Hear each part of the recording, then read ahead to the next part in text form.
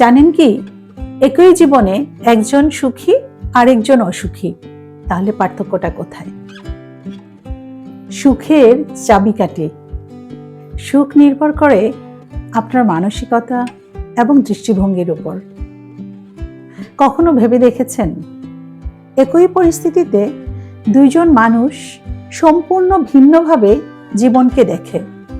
একজন ছোট্ট সমস্যাতেই ভেঙে পড়ে, আর অন্যজন সেই সমস্যাকেই নিজের শক্তিতে পরিণত করে। পার্থক্যটা তাহলে কোথায়? তাদের টাকায় নয়, ভাগ্যে নয়, শিক্ষায়ও নয়। পার্থক্যটা আসলে তাদের মানসিকতা এবং দৃষ্টিভঙ্গিতে।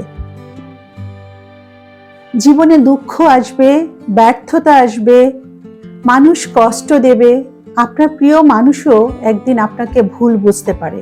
কিন্তু মনে রাখবেন, পরিস্থিতি সবসময় আমাদের নিয়ন্ত্রণে থাকে না, কিন্তু সেই পরিস্থিতির প্রতি আমাদের প্রতিক্রিয়া সবসময় আমাদের নিজের হাতে থাকে। পরিস্থিতির প্রতি আমাদের যে আচরণটা হবে সেটা সম্পূর্ণ আমাদের নিজেদের নিয়ন্ত্রণে।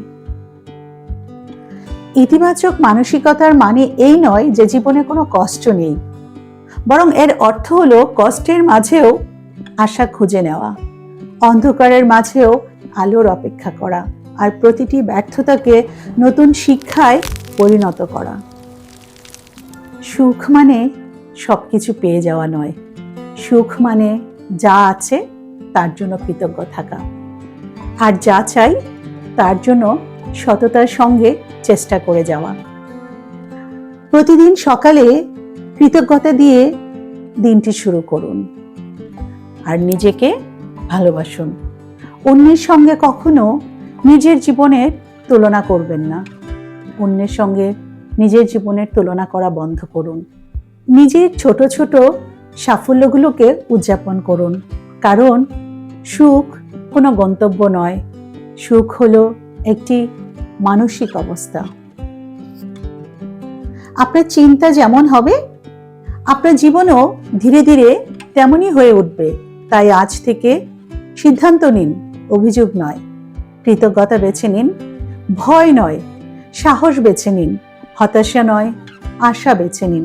কারণ আপনার সুখ অন্য কারো হাতে নয়, আপনার সুখ নির্ভর করে আপনার নিজের মানসিকতা এবং দৃষ্টিভঙ্গির উপর। আর মনে রাখবেন, জীবন বদলাতে চাইলে আগে নিজের ভাবনা বদলাতে হবে, কারণ সুন্দর মনেই একটি সুন্দর জীবনের সূচনা করতে পারে। আপনার মতে সুখ কি পরিস্থিতির উপর নির্ভর করে, নাকি আমাদের মানসিকতার উপর? কেন? আপনার মতামত কমেন্টে জানাতে ভুলবেন না। আজকের এই ভিডিওর ইনফরমেশন যদি সামান্যতম আপনার উপকারে আসে বা ভালো লেগে থাকে, তাহলে আমাদের চ্যানেলটি সাবস্ক্রাইব করতে ভুলবেন না। লাইক করুন এবং বন্ধুদের সাথে শেয়ার করুন। আর ভালো থাকুন, সুস্থ থাকুন এবং সুখে থাকুন, কারণ সুখ আপনার নিজের মনের ভিতরে লুকিয়ে আছে। ধন্যবাদ।